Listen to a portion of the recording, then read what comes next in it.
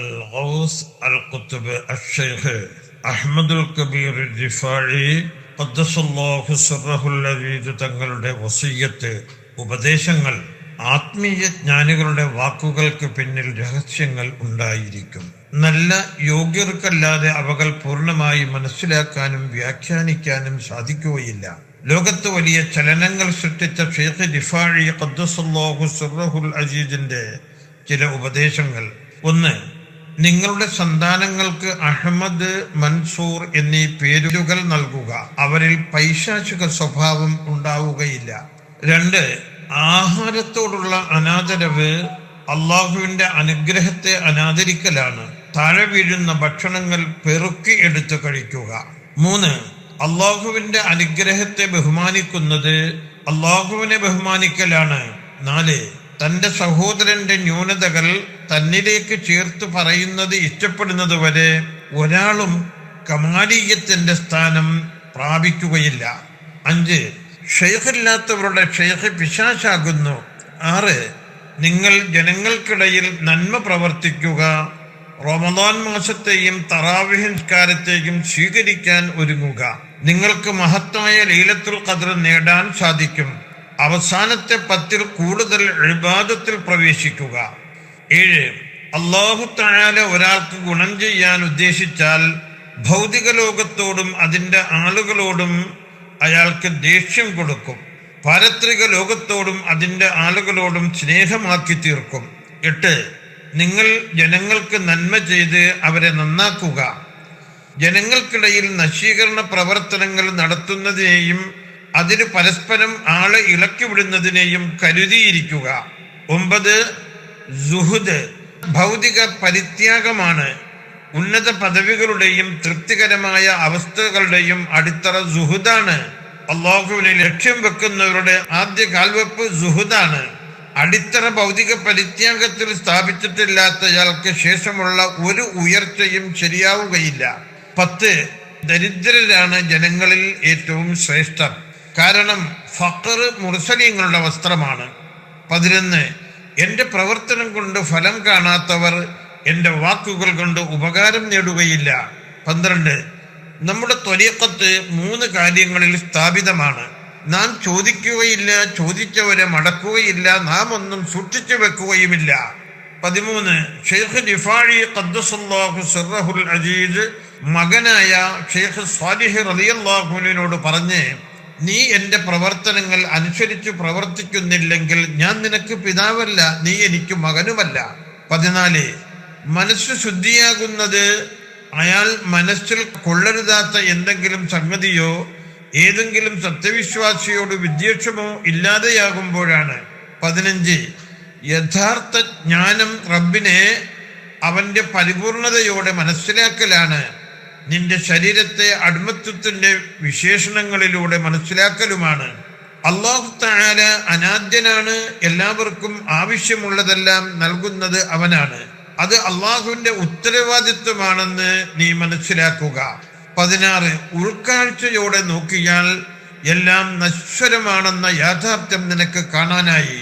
17, എല്ലാം നശ്വരമാണെന്ന ഉത്തമ ബോധ്യം വന്നാൽ യഥാർത്ഥ ബുദ്ധി നീ സ്വന്തമാക്കിയാൽ ദുനിയാവിലേക്ക് അടുപ്പം കാണിക്കുകയില്ല. അത് നിന്നിലേക്ക് അടുത്താലും, കാരണം അത് വഞ്ചനയുള്ളതും കള്ളത്തരമുള്ളതുമാണ്. അതിൻ്റെ ആളുകളെ നോക്കി പരിഹസിച്ച് ചിരിക്കുമത്.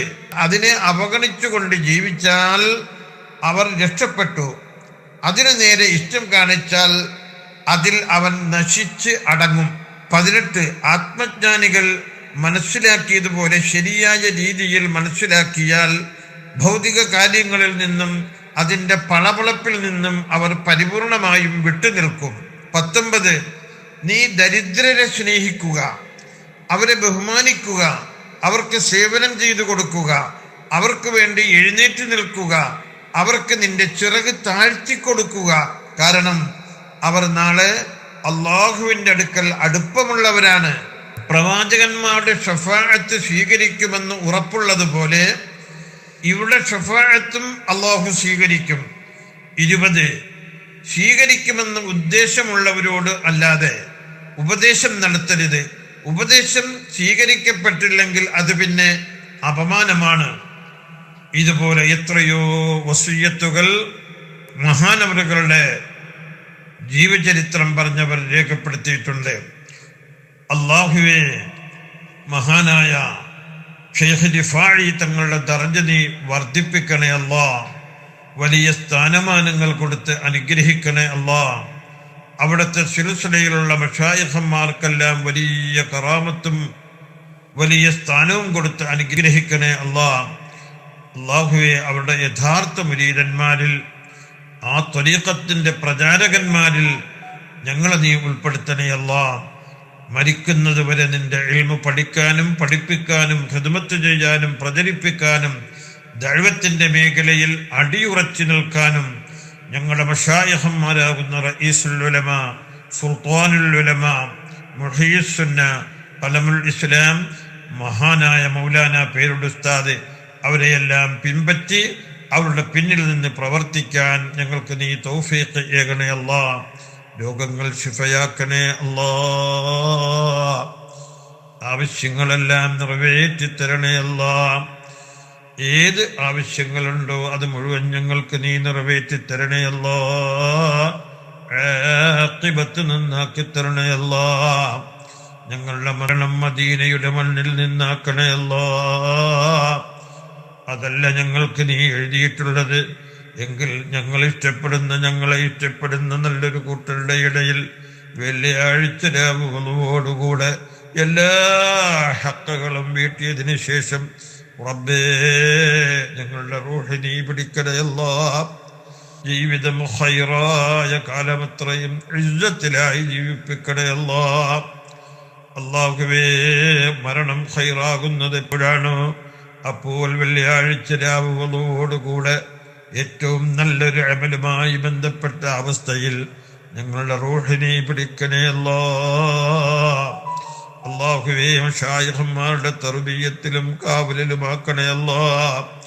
അല്ലാഹുവേ, ഞങ്ങളുടെ മാതാപിതാക്കൾ, സഹോദരീ സഹോദരന്മാർ, ബന്ധുമിത്രാദികൾ, അല്ലാഹുവേ, ഞങ്ങളുടെ ശിഷ്യന്മാർ, ഞങ്ങളുടെ സ്ഥാപന സഹായികൾ, ഞങ്ങളെ സ്നേഹിക്കുന്നവർ, സഹായിക്കുന്നവർ, അല്ലാ, പല ആവശ്യങ്ങൾക്ക് വേണ്ടി ഞങ്ങളടുത്തും ഞങ്ങളുടെ ശിഷ്യന്മാരടുത്തും വന്നു പോകുന്നവർ, ആരോടെല്ലാം കടപ്പാടുണ്ടോ അവരെല്ലാവരും ദുആ കൊണ്ട് വസിയ്യത്ത് ചെയ്തവരും, അല്ലാഹുവേ, ഇൽമിന് വേണ്ടി കാലമത്രയും ഞങ്ങൾക്ക് സഹായിച്ച ധാരാളം പേരുണ്ട്.